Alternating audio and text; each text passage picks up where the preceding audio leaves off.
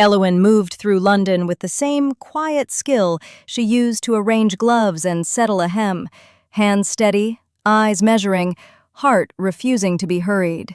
In the day, she kept to morning calls and calling cards, to the polite courtesies that passed for safety in a world where a young woman's name could be traded like a ribbon. In the evenings, she learned new ways to disappear, standing just so behind a chaperone's shoulder, turning her face toward the lamplight when she wished to be observed favorably, and away when she wished to be overlooked. The marriage mart had taught her that attention was not affection, it was an appetite. She was 22, and though she belonged to no grand house of her own, she carried herself like a daughter of rank that had never been officially recognized. That talent, her talent for being almost, was her protection and her trap. People wanted her to be what they could manage, either a sweet orphan with a sorrowful story or a profitable ornament with a manageable fortune. If she allowed either illusion to grow too large, her own life would be swallowed by it. Her situation had grown precarious since her stepmother, Cecilia, had decided that Elowen's future would be easier to sell once the right gentleman took an interest. Cecilia spoke of arrangements as though they were prayers, things one could perform to secure heaven. Her voice never rose, her tone never softened, but her eyes always sharpened when money entered the conversation.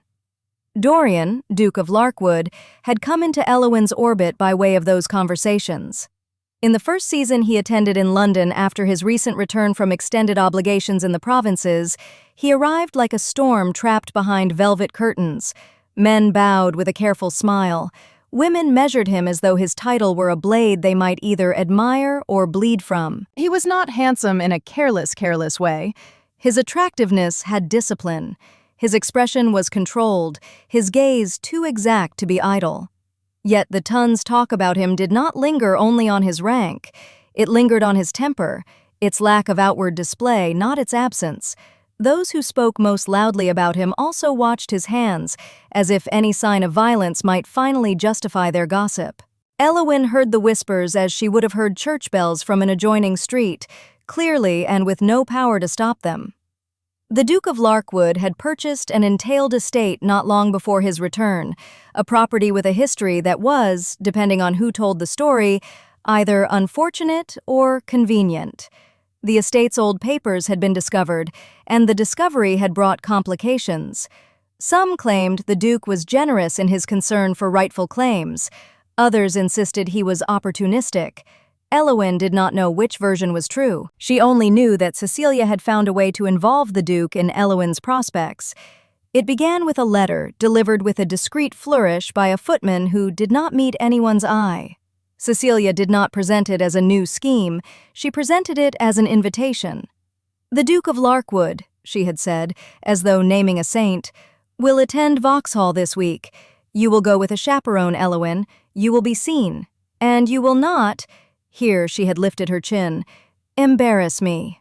Elowen had curtsied. She had said nothing. That was how Cecilia preferred it, with silence from Elowen, silence that could be interpreted as gratitude. The day of Vauxhall arrived with the restless brightness of an English summer. Elowen chose a gown of pale blue watered silk with a modest neckline, the kind that encouraged admiration without inviting indecency. Her gloves were kid, her fan delicate enough to feel like a promise. Her hair was arranged with careful obedience to fashion, but not to Cecilia's preferences. Elowen ensured her ornaments were neither too grand nor too plain. She had learned to refuse extremes. The ton punished young women who appeared either desperate for attention or confident enough to avoid it. Her chaperone was Mrs. Hartwell, a woman who believed propriety to be an instrument in which she played the loudest. Mrs. Hartwell watched Elowen as though Elowen might slip away into scandal at any moment and needed to be pinned down by surveillance. Cecilia accompanied them at the carriage door, her expression smooth, her mouth thin with expectation. Before Elowen could step in, Cecilia's fingers touched her wrist. The gesture was light, but not kind. "Keep your head," Cecilia murmured. "The Duke notices everything." Elowen kept her head because she had no other choice. Inside the carriage she sat with hands folded, listening to the wheels' steady rhythm and the soft murmur of other passengers. London, behind the windows, seemed to breathe with anticipation, coal smoke, carriage polish, and the faint sweetness of summer flowers. Vauxhall Pleasure Gardens at dusk was a riot performed with etiquette. Lanterns trembled in the air, laughter floated. Music, stringed instruments and a distant drum, braided itself into conversation. The crowd was thick with those who wished to appear carefree while guarding their reputations like jewels in a velvet box. And then there were masks. There were enough of them to make every face negotiable. Men and women adopted costumes that allowed them to flirt without consequence. At least, that was the promise. A masked evening offered freedom to those who could afford it. To Elowen, it was an instrument of concealment, but concealment was not the same as safety. She wore a half mask of lace over her cheeks, enough to suggest mystery while leaving her eyes visible. Her gown's pale color made her seem gentle, but her expression remained composed. She did not move like a debutante. She moved like a person who had rehearsed escape. At the first turn through the gardens, Elowen encountered clusters of the ton. She recognized ladies by their gestures before she recognized them by their faces, an elbow held at a certain angle, a laugh that arrived a beat too late. They glanced at her, curious, then redirected attention when Mrs. Hartwell's presence claimed respectability. Elowen waited. She knew how the evening would unfold. Cecilia had promised a conversation would happen in the proper vicinity, at the proper distance, with witnesses who would later report it. Elowen also knew that Cecilia rarely meant what she said. Seen was Cecilia's word. Owned was what she truly wanted. When the Duke of Larkwood finally appeared, it was as though the air itself had altered. A tall figure moved through the crowd with an assurance that did not require permission. He wore a tailored coat in dark green, his hair powdered and neatly waved, but his mask, if it could be called that, was not a theatrical one. It was a half disguise that hid only part of his face, leaving his eyes uncovered. Those eyes, amber brown, swept the garden with deliberate control. Dorian, Duke of Larkwood, approached with the calm authority of a man accustomed to rooms obeying him. Elowen's posture remained correct. Her breathing did not change. He stopped within the polite distance between a stranger and a potential partner, and his gaze settled on her. "Lady," he said, voice steady. The mask softened nothing about his tone. "Your eyes are more candid than your costume suggests." Elowen could have lowered her gaze. She could have offered sweetness. Instead, she tilted her head a fraction. "My lord," she replied with measured propriety, "one cannot hide eyes and still call it a disguise." His attention sharpened. A flicker passed over his expression. Interest, perhaps even pleasure at being met with intelligence. But then he looked away as if choosing restraint. "I did not come to Vauxhall for fortune," Dorian said. "I came to witness what people do when there is no immediate consequence." Elowen's gloved fingers tightened around her fan. People did dangerous things when consequences were delayed. She knew that as intimately as she knew her own name. Mrs. Hartwell made a sound that could only be interpreted as warning. "My lord," she said, "I believe Lady—" She paused, as though remembering etiquette required that masked persons be addressed carefully. Lady Pryce was the name she offered without thinking. The surname spilled out like a coin misplaced. Elowen's heart stumbled. Pryce was not her legal surname. Her actual name, her true name, was tied to a family line that had been swallowed by paperwork and silence. Cecilia had allowed her to choose Pryce because it sounded respectable enough for society and common enough to be believed. Elowen had agreed, not because she wanted it, but because she needed it.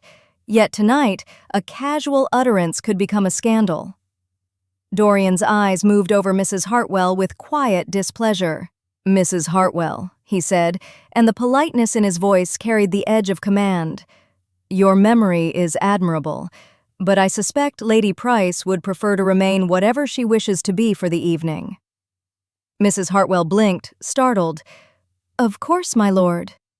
Elowen curtsied once, a small motion that signaled thanks and correction without offense. "It is as my chaperone says," she said carefully, and made it sound like a concession. "Though you may call me by my Christian name, if you please." "My Christian name," Dorian repeated, as if considering the shape of it. Elowen hesitated for a heartbeat.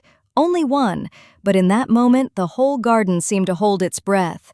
Then she answered with truth disguised as choice.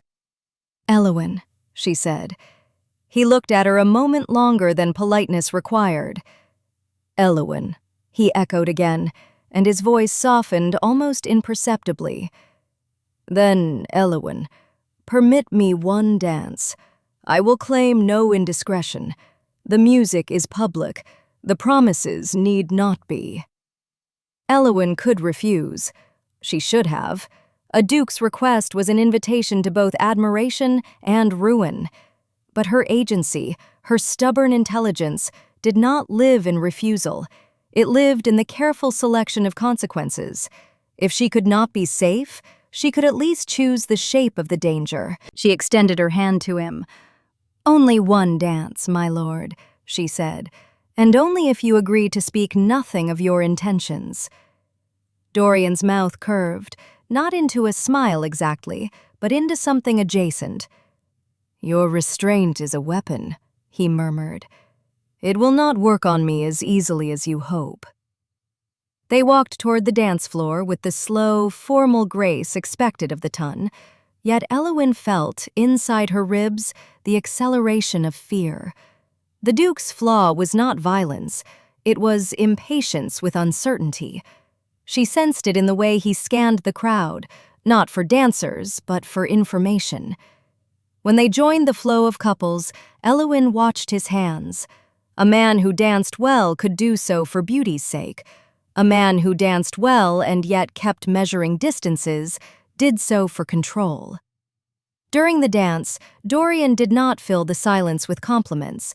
Instead, he spoke of small observations, about the crowd's hunger for novelty, about the way people believed masks granted honesty. He asked questions that were not flirtation, but investigation. "Elowen," he said at one point, "do you know what papers are worth more than diamonds?" Elowen's eyes met his. "I imagine," she replied, "that in your household, nothing is worth more than an entailed estate." His expression tightened. She had struck a nerve. Or perhaps she had read the truth from his posture. He looked away, and when he looked back, his mask had become suddenly more evident. "You are sharper than a novice," he said. Elowen curtsied at the end of the dance before he could offer a second request. Her propriety served her as a shield. "Then you must forgive me," she said. "I have had to learn." Dorian's eyes held hers. "Learn what?" Elowen did not answer. She could not yet. If she revealed too much, she would be owned by the story others insisted on believing. He guided her for a moment toward a bench where ladies could sit and pretend to rest without removing themselves from the scene. Elowen sat with elegance and with the deliberate distance she'd practiced. The Duke remained standing, as if he refused to be the one who waited. At that moment, a woman entered their orbit, an older matron with silver-blonde hair arranged like armor. Cecilia. Cecilia's mask was extravagant enough to be recognized. She approached with a smile that did not reach her eyes. "Dorian," she said, using his given name as if it were permitted to her by long familiarity. Elowen's stomach turned. The ton would later claim Cecilia was aunt or relation, but tonight her claim was clear. She belonged to Elowen's life and to the Duke's interest in the same breath. Cecilia's gaze flicked to Elowen's lace mask. "My dear," she said softly, "you look perfectly agreeable. The Duke has the habit of noticing what other gentlemen overlook." Dorian's face hardened at the way Cecilia spoke. "Mrs." he began, then stopped as if recalling manners required less friction. "Lady Pryce," he said instead. Elowen kept her eyes down, not because she was cowed, but because she was choosing the correct silence. Cecilia leaned closer. "The Duke believes you are a widow's ward," she said. "It is a pleasant fiction. It grants him something, an excuse, perhaps, to approach with courtesy." Elowen's breath caught, hidden behind her fan. Dorian's head snapped slightly toward Cecilia. "Is it a fiction?" he asked. Cecilia's smile did not change. "You told me you preferred ladies without attachments." Elowen knew in a flash that Cecilia had arranged this meeting. She had done more than arrange it. She had shaped the Duke's assumptions. Dorian looked at Elowen then, not as a man studying a potential partner, but as a man testing a claim. "Elowen," he said, and there was a warning inside his voice. "Tell me the name of the house you were raised in." Elowen lifted her eyes. If she told him, she risked being trapped by the truth that existed on paper. If she withheld it, she risked the kind of anger he did not display until he did. She chose the only path that preserved her agency. She offered partial truth with intention. "I was raised where I was instructed," she said, "and I learned what I was meant to learn." Dorian stared, then exhaled through his nose, controlled. "You intend to make me work," he said. "That is your flaw." Elowen blinked. "My flaw?" "Yes," he replied, voice lower. "You think silence is always safety. It is not. Silence is also a confession." Elowen's lips pressed together. Her chest tightened with aching restraint. He did not know what silence had cost her. Cecilia cut in with a lightness that felt like cruelty in gloves. "Dorian, you should not trouble the girl. She is here to enjoy herself.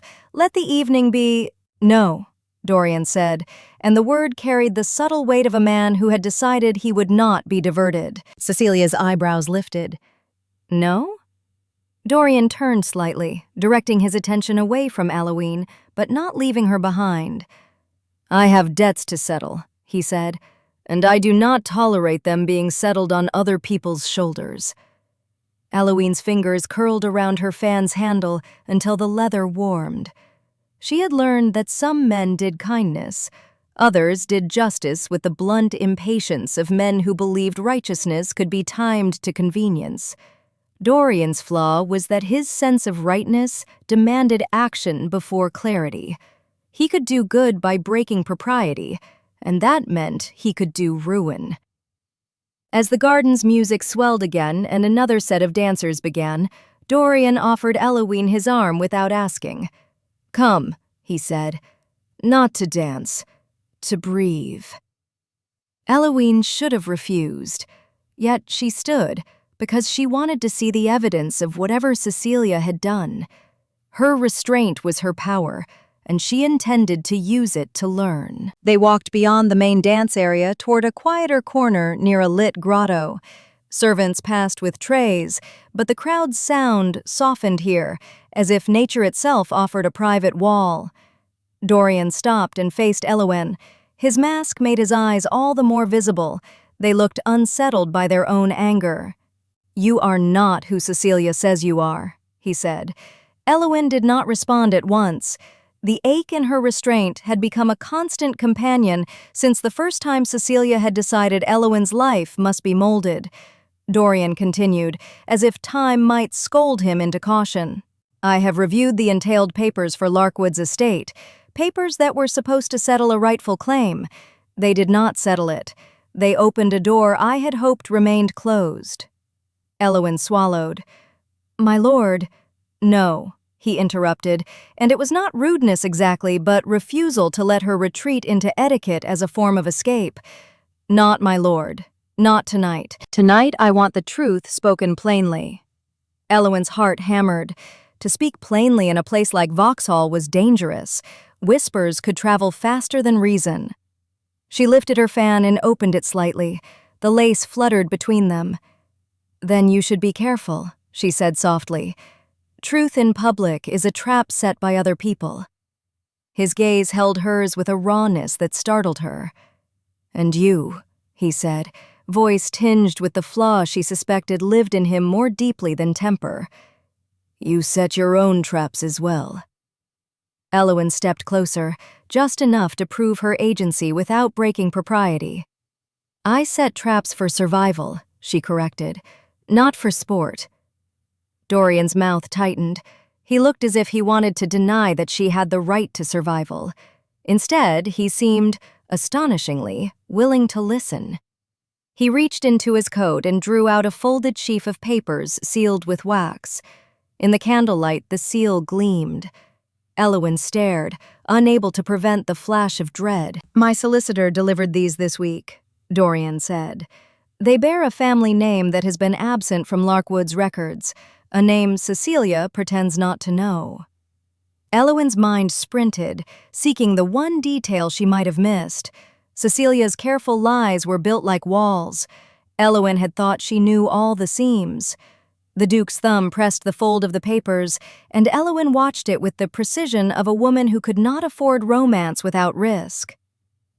If you read them, Elowen said, voice controlled, you will find what you believe I am. Dorian hesitated.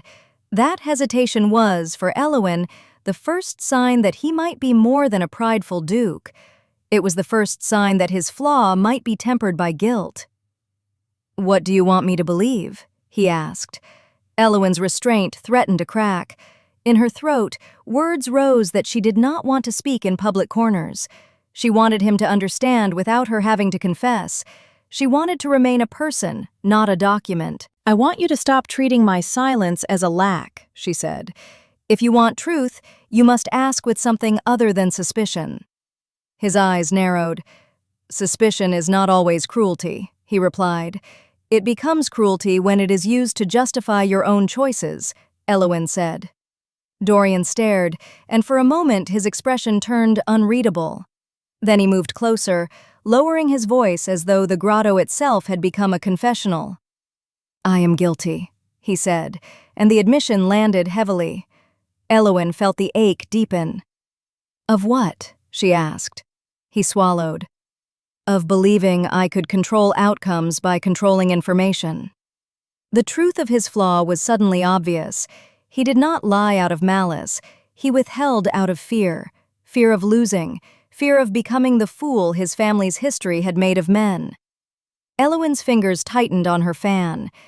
And you withheld my identity, she said. Dorian's gaze flicked down, then back up. I withheld nothing from you, he said, though it did not sound like certainty. Cecilia brought you to my attention.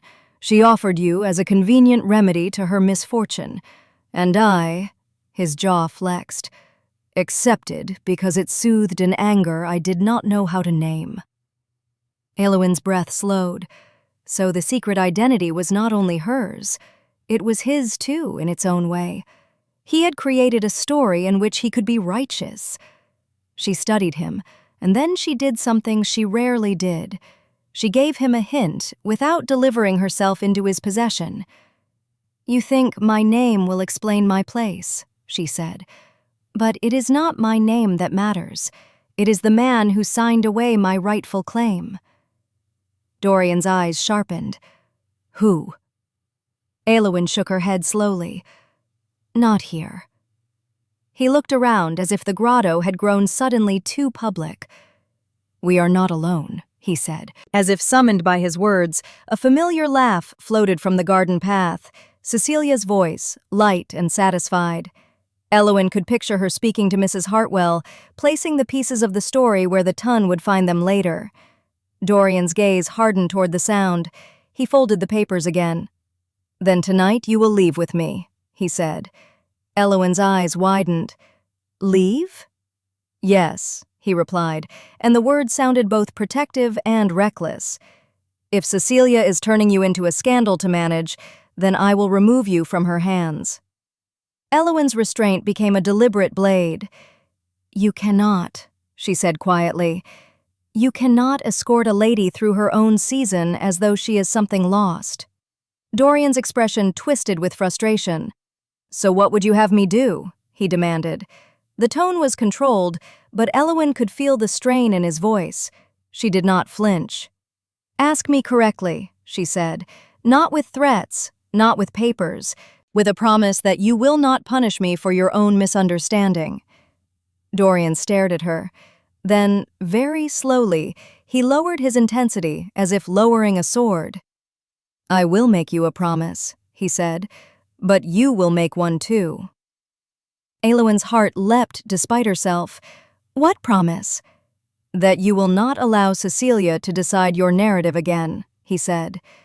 Elowen considered him. She could refuse. She could remain in the safe cage of silence. Yet she had intelligence and agency. She had waited too long for someone else's permission. "I promise," she said. Dorian's eyes held hers. "Then I will take you to my townhouse tomorrow," he continued. "My solicitor will be there. The papers will be read aloud where we can correct them. Not in corners, not in whispers, not at Vauxhall." Elowen's throat tightened. "And if the papers reveal what I am?" she asked. His mouth curved faintly. "Then I will learn whether my suspicion makes me a fool." The aching slowness of the moment wrapped around her like silk. She should have refused. To go to his townhouse was to risk being accused of impropriety, but the alternative was Cecilia's ownership. Elowen curtsied, measured and perfect. "Very well, Duke of Larkwood," she said. Dorian's gaze flared at the title. He did not correct her. That, more than any compliment, felt like respect. They returned to the dance floor with careful separation. When Cecilia noticed, her smile sharpened into something that suggested she had predicted everything. Elowen, however, did not give her satisfaction. Cecilia approached, her arm threaded through Mrs. Hartwell's. "Elowen," she said, "you have made the Duke linger. How improper. How flattering." Elowen lowered her eyes. "It is not improper to speak politely," she said. Cecilia's gaze darted toward Dorian. "Perhaps not," she replied. "But perhaps it is unwise. The Duke is a man of temper, my dear. A man of temper is never safe." Dorian stepped in then, his posture straight. "Mrs. Hartwell," he said, addressing the chaperone, "I require a private conversation with Lady Pryce's guardian, if Mrs. Pryce exists, in fact." Mrs. Hartwell blinked, startled by the sharpness in his politeness. Cecilia's smile faltered for a heartbeat. "Elowen has no guardian of the sort you imply," Cecilia said quickly, too quickly. Dorian's eyes held hers. "Then who signed the entailed claims?" he asked. Cecilia's color shifted. The ton around them seemed to sense a story developing. Elowen felt the whispering energy of the crowd like heat. Elowen kept her voice gentle. "Cecilia," she said, using her stepmother's name like a measure, "you promised me a pleasant evening." Cecilia's eyes widened as if Elowen had violated some invisible rule by speaking with clarity. Dorian watched Elowen's restraint with something that looked like admiration and fear in equal measure. It was then, before Cecilia could recover, that Elowen did what she had practiced for years. She performed the correct exit. She curtsied to both Cecilia and Dorian. "I am fatigued," she said. "It is time to depart." Mrs. Hartwell exhaled in relief at permission to cease social peril. Cecilia tried to protest, her lips parting. Elowen cut her off with another curtsy, her eyes steady. "No argument," she said softly, and made it sound like respect rather than command. Dorian's gaze followed her as she moved away. He said nothing, and his silence was not indifference. It was the kind of silence that meant he was deciding already how he would act tomorrow. As they left the gardens, Elowen's heart remained oddly calm. She had not won the war. She had only shifted the battlefield. That night, in the quiet of the carriage, Mrs. Hartwell spoke as if Vauxhall had been a moral lesson. "The Duke is certainly intense," she said, and made the word sound both compliment and warning. Elowen looked out the carriage window at the passing lamps. "Yes," she replied, "intensity can be useful." Mrs. Hartwell did not understand. Women seldom did. They understood scandal, not leverage. The next morning, Elowen prepared for the Duke's promised visit with a diligence that kept panic from entering her hands. She dressed in a gown of soft cream with pale ribbons. Her face was composed, her hair arranged with careful restraint. She did not ask Cecilia's permission. That was her first act of defiance that day. Cecilia was in the drawing room when Elowen entered. She had already arranged her features into the expression of a woman who would appear injured by whatever would occur next. "You went to Vauxhall," Cecilia said. "You humiliated me." Elowen inclined her head. "No one witnessed humiliation," she said. "They witnessed politeness." Cecilia's eyes glittered. "And the Duke? What did he say?" Elowen did not give her a full answer. "He intends to read papers," she replied. Cecilia leaned forward as though she might snatch the word from the air. "Papers?" Elowen met her gaze. "Yes, papers that concern me." Cecilia laughed lightly, but the sound lacked warmth. "He will find nothing," she said. "You are merely a convenient something for you to sell," Elowen finished, still softly, still properly, still with the icy agency Cecilia could not recognize as threat. Cecilia recoiled as if struck. "How dare you speak so?" she whispered. Elowen did not raise her voice. She did not argue. She simply curtsied once, a motion that implied the conversation had ended by virtue of Elowen's manners. That was when a carriage arrived. 2 servants preceded the Duke's arrival, bearing a solicitor's case and an air of practiced readiness. Dorian himself entered the room without fanfare, but his presence filled the space like a draft. His eyes moved first to Elowen, then to Cecilia. He looked at Cecilia not with hatred, but with disappointment, an expression that somehow seemed more dangerous. "Mrs. Pryce," he said, addressing Cecilia with the false name Cecilia sometimes used in public circles. Cecilia's smile returned instantly. "Your Grace, how kind to call." Dorian's mouth tightened. "I do not call," he corrected. "I arrive to settle errors." Cecilia's fingers tightened on her reticule. Elowen watched, waiting. The solicitor, a thin man with sharp eyes, produced documents from his case. He did not speak until Dorian gestured for him to begin. Elowen had expected the worst. She had not expected Dorian to be so composed. The solicitor read aloud the line of inheritance connected to Larkwood's entailed estate. The names were formal and cold. The words were legal, and because they were legal, they felt personal in the way cruelty does. Then, amid the citations and dates, the true identity of Elowen's bloodline emerged, not as a flourish, not as a romantic revelation, but as a fact the Ton could weaponize. The papers revealed that Elowen was, in law, not the ward Cecilia claimed. She was the legitimate issue of a person whose marriage had been declared void by a decision made behind closed doors. That decision had been tied to financial desperation, an attempt to preserve an estate's entitlement by burying a truth. It was not a pleasant story. When the solicitor reached the name that defined Elowen's rightful claim, Elowen felt her stomach hollow. She had always known there was a missing piece. She had merely never been forced to see it in writing. Dorian's eyes remained on her, watching how the revelation landed. He did not look triumphant. He looked, quietly, guilty. Cecilia rose as though she might collapse into indignation. "This is nonsense," she declared, her voice cracking with anger. "She is not—" Elowen lifted a hand, and Cecilia's protest died on her lips. Elowen did not need to fight. She needed only to let the truth speak for her. Dorian turned to Cecilia. "It is not nonsense," he said. "It is the record. And it explains why Cecilia has been so eager to control her story." Cecilia's eyes flashed. "You accuse without proof." Dorian's flaw appeared then, the impatience.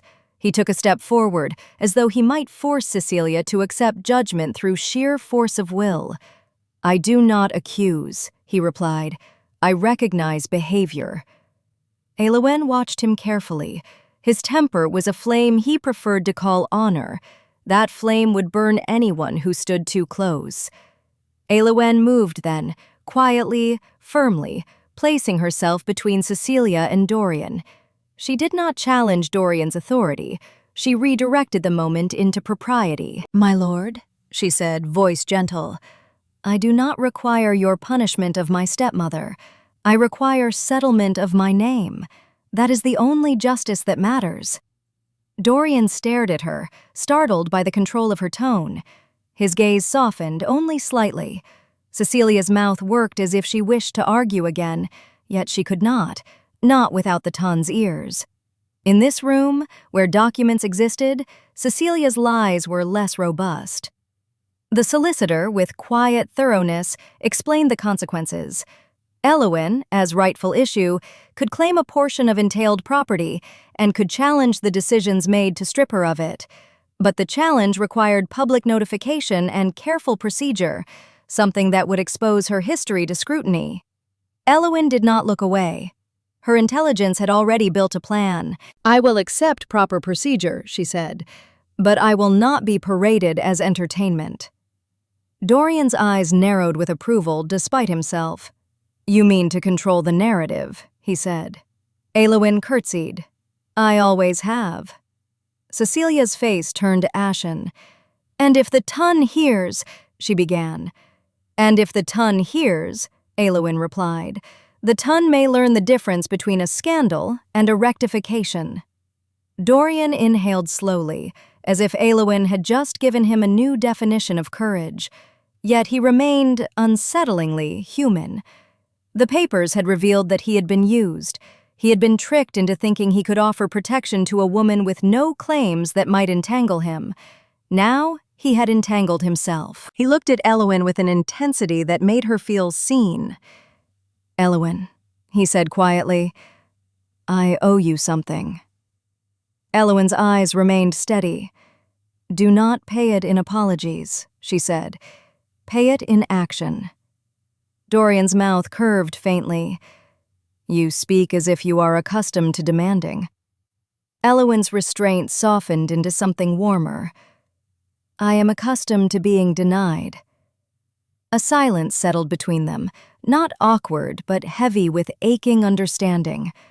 Dorian reached into his pocket and drew out an engraved calling card. On it, his title and name were set in elegant script. He placed it gently on the table before her. "In a fortnight," he said, "I will arrange a public call at Almack's Circle for your reputation, not as a benefactor, as a man who intends to be seen with you." Elowen's breath caught. Almack's was not merely a club, it was a gate. To be publicly associated with a duke's interest was to risk everything, including desire itself. She could refuse. She should. Instead, she allowed herself one choice. She would accept the risk if he accepted the condition. "You will do it on your terms," she said. "Not hers, not mine, yours. But you will not ask me to become a story you can tidy." Dorian's eyes held hers. "I cannot promise that," he said honestly, "but I can promise that I will not lie to you." Elowen's heart ached at the truthfulness of his flaw. He did not offer perfection. He offered intent. She nodded once. "Then we will begin with sincerity." Cecilia attempted one last interference, but her influence had weakened. Mrs. Hartwell, who had been watching the entire affair with a mixture of relief and astonishment, took the advantage of propriety to withdraw, offering tea like a balm. While Cecilia collected herself into false outrage and Elowen accepted the solicitor's next instructions, Dorian remained beside Elowen, his body angled toward her as if the room could not be trusted to keep them separate. When the solicitor finally left, the silence between Elowen and Dorian became private without being intimate. Elowen could feel the pull of the Duke's attention, the way it lingered on her like a hand that refused to become impatient. "You were right to demand procedure," he said. "It is a better weapon than rage." Elowen looked at him. "And your flaw?" she asked. His expression tightened. "My flaw is that I believed authority could override consequences." Elowen's lips curved slightly. "It cannot," she said. "No," he replied. "It only makes consequences arrive with more noise." Elowen studied him for a long moment. She wanted to comfort him. She wanted to tell him that his guilt did not cancel her pain, but it could guide him into being better. Instead, she offered only what she could offer honestly. "I am not asking you to be a different man," she said. "I am asking you to be accountable for the man you are." Dorian stared, as though he had never been challenged with such quiet precision. Then he dipped his head, a small gesture, not as a duke commanding deference, but as a man accepting responsibility. "I will," he said. That afternoon, Elowen returned to the drawing room and wrote letters with a steadiness that shocked even herself. She requested that her claim be noted and that her representation be handled through proper solicitors. She asked, politely, for certain documents to be unsealed. She did so with no melodrama, only agency. When Cecilia read the first letter, her composure cracked, yet Elowen did not look triumphant. Triumph would feed Cecilia's appetite for further sabotage. Instead, Elowen sent a calling card to a lawyer's office under her rightful name, not Pryce, not a convenient costume, but the true one. She did not sign with flourish, she signed with intent. Within days, the ton began to gossip. The marriage mart girls heard, and their excitement was sharp as pinpricks. "Did you hear?" they whispered at morning calls. "The Duke has been seen with a woman who is not—" They paused at the crucial word, letting the mystery do the work. Ladies who disliked Elowen's elegance began to soften their voices, as though they were afraid she might overhear. Ladies who had once dismissed her as plain suddenly praised her taste. The ton's reaction was always two-faced. It devoured scandal while insisting it was offended by scandal. At Almex, when the Duke's promised call finally came, Elowen wore an ivory gown with dark embroidery. She arrived with Mrs. Hartwell and, by necessity, by propriety, the discreet support of her solicitor. She did not look like a woman who feared. She looked like a woman who understood that fear was useful only as a signal. Dorian arrived with a calm that looked like confidence, but carried the weight of guilt behind it. His mask tonight was not lace. It was formality. He extended his arm. Elowen did not take it immediately. She looked at him, and her restraint became a lesson. "I will not be paraded," she said softly. Dorian met her gaze. "Then do not be," he replied. "Let the ton guess, and let it fail." Elowen's breath steadied. She placed her hand in his arm. They entered the Almack's circle, and the room shifted as if a new arrangement had changed the furniture. Women watched Elowen with sharpened eyes. Men watched the Duke to see whether he would show temper in public. He did not. Instead, Dorian spoke kindly, and his kindness was not weak. He made introductions with exactness, ensuring Elowen was respected. He did not flatter her as though she were fragile. He treated her as a person whose mind deserved the same honor as her face. That was why, though whispers continued, they changed tone. The whispers became complicated, less about who she might be, more about how she had earned her place. Yet Cecilia did not vanish. She had never been built to surrender. On the night of an Almack's ball, one of those season affairs where the dance cards and reputation lists were written in ink that dried slowly, Cecilia appeared with perfect timing. She approached Elowen as if she were a concerned relation. "My dear Elowen," she said, her voice soft enough to be trusted. "Surely you do not intend to claim everything the papers suggest. Surely you will show mercy." Elowen smiled gently. "Mercy?" she repeated as if amused. "Who has been denied mercy, Cecilia?" Cecilia's eyes flashed. "You speak as if I have wronged you," she hissed. Elowen did not raise her voice. She did not argue. She curtsied. "I do not speak as if. I speak as documents prove." Dorian, standing near enough to hear, watched Cecilia with a dangerous calm. His flaw, the impatience to resolve, was visible in how still he stood. He wanted to act. Elowen used restraint as a tether. "My lord," she said quietly, turning her attention to him. "Will you dance with me?" Dorian's eyes widened slightly. "Now?" he asked. "Now," she replied. His gaze returned to Cecilia. The Duke's answer was not to defend himself. It was to accept the dance Elowen offered. He stepped forward and offered his hand to Elowen. "I will," he said, voice firm. When they took their positions in the dance, the music began. Couples swayed, faces bright with controlled pleasure. Cecilia watched them. The ton watched Cecilia. The whispering shifted again. People realized, slowly, grudgingly, that Elowen would not be broken into an apology. People realized that Cecilia's attempt at public manipulation was being met with choreography rather than confrontation. During the dance, Elowen did not smile excessively. She did not flirt. She spoke only once, softly, as the world turned. "Your temper wishes to rescue me," she said. Dorian's eyes met hers. "And your restraint wishes to protect us," he replied. Elowen's breath caught on the ache of it. "We are not yet safe," she said. "No," Dorian admitted. "But we can become careful." Elowen nodded once, as if sealing a promise. In that moment, the slow burn of their connection, slow because propriety demanded caution, began to feel less like torture and more like strategy. After Almack's closed for the night, Dorian escorted Elowen to a quiet sitting room where neither newspapers nor gossiping servants could claim access. The candles were low. The air smelled of beeswax. Elowen sat with her hands folded. Dorian paced once, twice, then stopped as if he had remembered his restraint lesson. "I made a mistake," he said suddenly. Elowen's eyes lifted. "Which one?" He flinched, then looked away.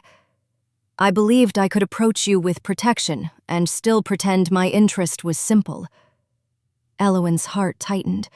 She could feel her own longing as a quiet pressure, the kind that did not ask permission. "And?" she asked. "And I let my flaw, my impatience, make me treat your silence as evidence," he confessed. It was arrogance. Elowen's throat moved as she swallowed.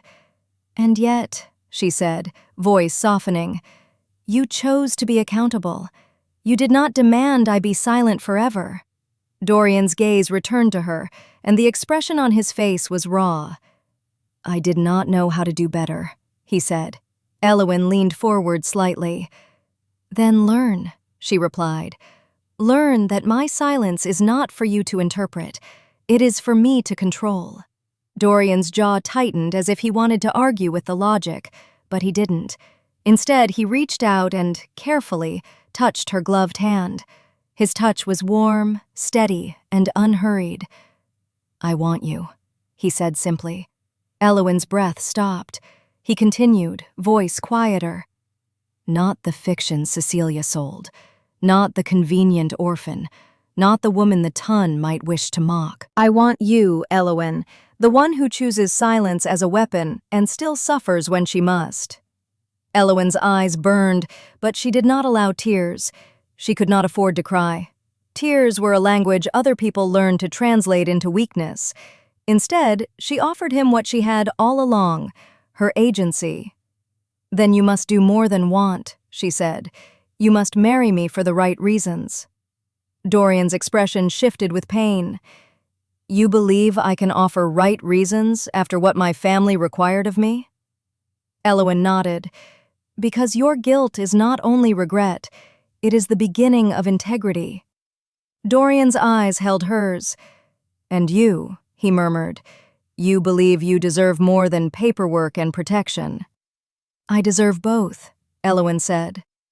For a heartbeat, their silence was full of everything they could not yet name. Then Dorian rose, walking to the door. He opened it just enough to speak to a servant without letting gossip seep into the room. "Send for my solicitor," he ordered, "and send word to my chaplain. We are to prepare a banns notice." Elowen looked startled. "Banns?" she echoed. Dorian returned to her. "If Cecilia wishes to fight with scandal," he said, voice controlled, "then I will answer with legitimacy." The flaw in him, the impulse to settle everything quickly, came forward again. But Elowen understood something he needed to learn. legitimacy did not come from speed. It came from procedure, from honoring the law even when it felt humiliating. "Elowen," he said, his voice softening again, "I will not hide behind procedure. I will do what is right, openly." Elowen's lips curved in a small, honest smile. "Then do it properly," she said. He bowed his head. "Always," he promised. In the weeks that followed, the Tun did what it always did. It tried to turn love into entertainment. It criticized, it speculated, it insisted their match was odd, too late, too sudden, too controlled. But Elowen had the upper hand now. The entailed papers had proven her claim. The Duke had publicly chosen to stand beside her. Cecilia's attempts at interference failed, not because Cecilia ran out of cruelty, but because the room had changed. The room no longer belonged only to Cecilia's lies. At the wedding, small by Duke's standards, private by necessity, Elowen wore a gown of deep pearl with subtle embroidery. Her face was calm, her eyes bright with a restrained happiness she had never dared to expect. Mrs. Hartwell attended with an expression that suggested she intended to be seen as the woman who approved. Dorian arrived without flourish. He looked less like a triumphant noble and more like a man who had learned how to be accountable to the woman he loved. When the chaplain began the ceremony, Elowen stood straight. She did not clutch the handrail. She did not search the congregation for threats. She simply waited. The vows were spoken. The Duke's voice did not tremble. It carried steadiness earned through guilt and patience. When it was done, Dorian turned to her and smiled fully at last. "Elowen," he said. "Yes," she replied. He reached out and removed a strand of hair from her forehead with careful fingers, then replaced it as though he had been taught gentleness. "I promise you," he murmured, "that I will never again ask your silence to explain what you should never have had to hide." Elowen's breath released. She felt the ache transform into something warm. She curtsied once, because even in happiness, propriety was part of her power. "Then we begin," she said softly. Outside, London continued its endless appetite for stories. It would whisper, it would speculate, but now the story had changed shape. The Duke and the Lady of the Masked Gardens had become, in the eyes of the world, a match that could not be undone by lies. And in the privacy of their marriage, where papers could be consulted and hearts could be honored, Elowen finally let herself be more than a riddle.